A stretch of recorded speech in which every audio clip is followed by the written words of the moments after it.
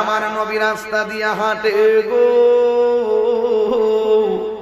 যখন হাঁটতেছেন হঠাৎ করে আবু বকর সিদ্দিক রাদিয়াল্লাহু তাআলা আনহু আমার নবীর ডাক দিয়া কই, নবী গো, ও মায়ার নবীজি, এতক্ষণ আপনি আমার সামনে ছিলেন, আমি আপনার পিছনে ছিলাম, কিন্তু এখন আপনাকে আর সামনে যাইতে দিতাম না, আমি এখন আপনার সামনে থাকব।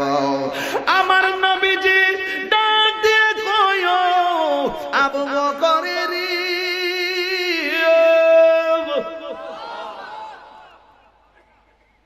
এতক্ষণ তুমি আমার সামনে ছিলে, তুমি আমার পিছনে ছিলে, এখন তুমি আমার সামনে কেন যাইবা? তুমি কি জানো না নবীর সামনে যাওয়া বিয়াদবি?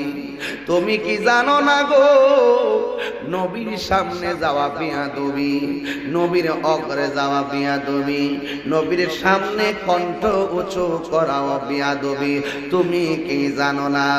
আবু বকর সিদ্দিক বলেন, নবী গো, আমি জানি আপনার সামনে গেলে বিয়াদবি, কিন্তু এখন যদি আপনার সামনে যাওয়ার কারণে যদি আমি জাহান্নামী হইয়া যাই, আমি জাহান্নামী হইয়া যাব, এরপরও মায়ার নবী গো, আপনি নবীরে আমার সামনে যাইতে দিতাম না।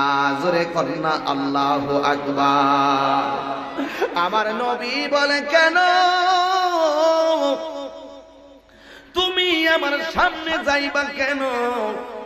আমার নবী জানার পরেও কেন যাইবা?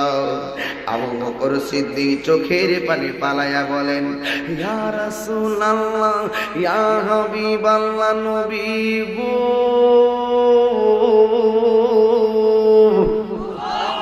ও মায়ার নবীজি, আমি কেন সামনে যাব জানেন? আপনি তাকাইয়া দেখেন সামনের যে বাড়িটা আছে গো, এই বাড়িটা হইল একটা কাফেরের বাড়ি। ইয়া রাসূলুল্লাহ, নবীজি,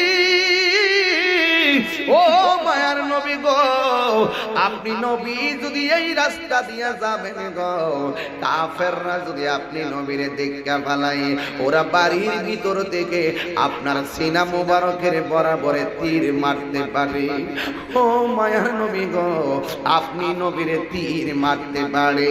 ইয়া রাসূলুল্লাহ, আমি আবু বকর আপনার সামনে থাকবো, একটা বুঝি না, দুইটা বুঝি না, তিনটা বুঝি না, যদি হাজারো তীর আপনি নবীর দিকে মারে গো, ও মায়ার নবীজি, শত তীর যদি আপনি নবীর সিনা মুবারকের বরাবরই মারে, আমি আবু বকর সবগুলা তীরকে আমি আবু বকরের বুকের মধ্যে নিতে চাই, কিন্তু আমার সামনে আমার জানের জান, প্রাণের প্রাণ আমার নবীর গায়ে লাগতে দিতাম